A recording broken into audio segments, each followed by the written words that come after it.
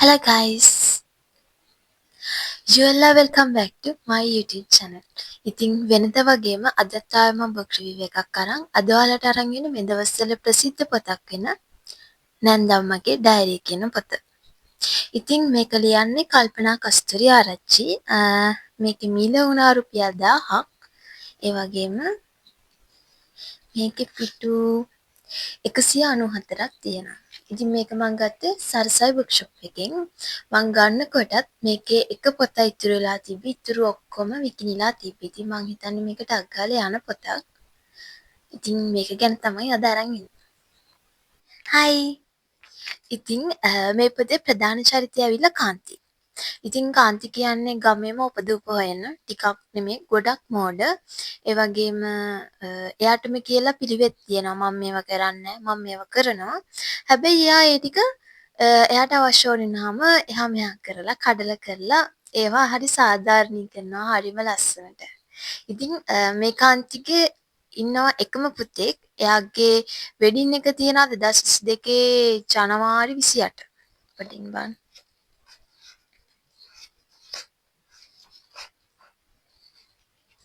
2022 ජනවාරි 28. ඉතින් එයාගේ එකම පුතා ලේලි කෙනෙක් එයාම හොයලා කසාද බඳලා දෙනවා.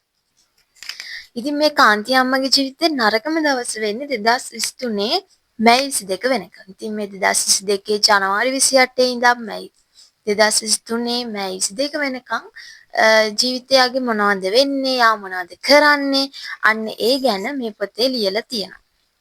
ඉතින් උපරිම මෙයා ලියලා තියෙන එක පිටුවක් එක දවසකට වගේ. ඉතින් හැමදාම ලියපු දවසක් තියෙනවා. එහෙම නැත්නම් දවස් කීපයකට පාඩක් මෙයා ඩයරි එක යාගේ ලියලා තියෙනවා. ඉතින් අපිට තියෙන්නේ මෙයා ලියපු ඩයරි එක ලස්සනට කියවගෙන යන්න. ඉතින් ඊළඟට මම අරන් එන්න හදන්නේ මේ පොතේ අන්තිමට තියෙන මේ පොත ගැන පොඩි විස්තරයක් අරගෙන තමයි එන්න හදන්නේ.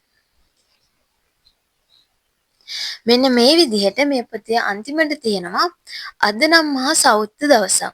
අපේ ලේලි පොඩ්ඩ උඩප්පරන් ගහගෙන පඩිපෙළේ එන්න ගිහින් අයින තිබුණ මගේ මල් පෝච්චියට පයින් ගහලා. ඒක කුඩේ කුඩු දෙයියනේ. පරම්පරා ගණනක් තිබුණ මල් පෝච්චිය.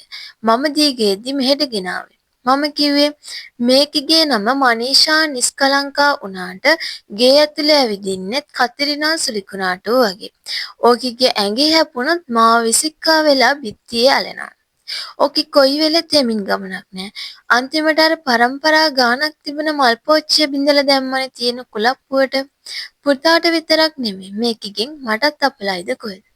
අන්න එහෙම කොටසක් මේ අවසාන පිටුවේ ඒගොල්ලෝ දාලා තියෙනවා. ඊට පස්සේ මේ ඉස්සරහ පිටුවේ ආය පොඩි කොටසක් තියෙනවා මම ඒකත් කියවන්නම්. දැන් නම් මට ටික ටික වාහනේ එලව ගන්න පුළුවන්.